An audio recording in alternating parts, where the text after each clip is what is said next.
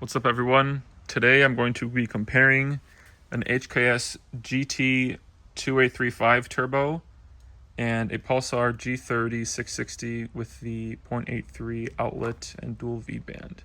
So the first thing you'll notice is the cold side of the HKS turbo is significantly larger physically. However, the ports where the air actually flows is a lot bigger on the Pulsar.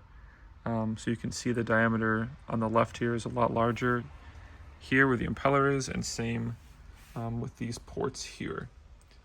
Now granted, this is a JZX100 specific turbo, so you get some nice features here with bolts and things already mounted for easier connection to like factory parts. So with a V-band, it takes a little more in terms of fabrication and getting pipes to line up, etc. So that's something to consider. The Pulsar is definitely lighter than the HKS turbo. Granted, you have an extra actuator attached, and I have the oil drain on right now, which I do not have on the Pulsar.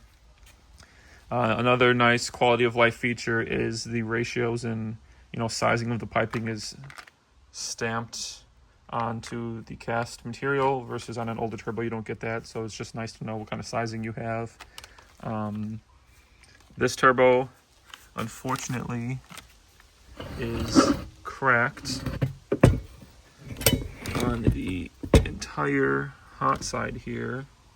So you can see the crack goes all the way through into the wastegate and then into the rear turbine impeller over here. So pretty shot, unfortunately.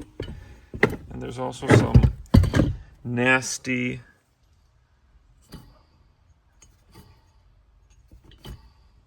bearing noise. You can't hear too much here, but if we turn the turbo sideways, you can definitely hear it. And this is how it sounds on the car. A lot of noise there versus absolutely no noise on the newer turbo. Had some shaft play too, which you can hear, versus nothing on the new turbo. Now we'll compare the hot side. So bear with me as I turn this around.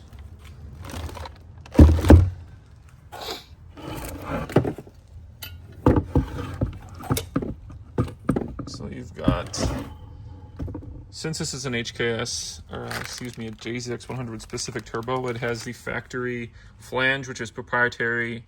So it's kind of annoying when it comes to doing manifolds. You need one that has a JZX manifold. So common to get a V-band. So you can see the hot side diameter 0.83, a lot bigger than the HKS. And also the hot side here, this is where your downpipe would connect to. A lot bigger on this turbo versus the HKS. Probably why this cracked is because a lot of heat with poor exhaust flow leads to pressure, leads to cracking. So the bigger hot side here will definitely help. Pretty recommended to go like a 0.83 on the JZ, at least. I know some people go down to like 0.7, 0.6, whatever you want to do depending on your spool, but heat and pressure do not do well together. So that is some comparisons on these two turbos. I'll post another video when everything's on the car. One more thing to mention, all of your ports for like water, drain, coolant, oil, etc. seem to be kind of in the same exact positions there. So in terms of piping and stuff, you might be able to reuse things when you swap turbos.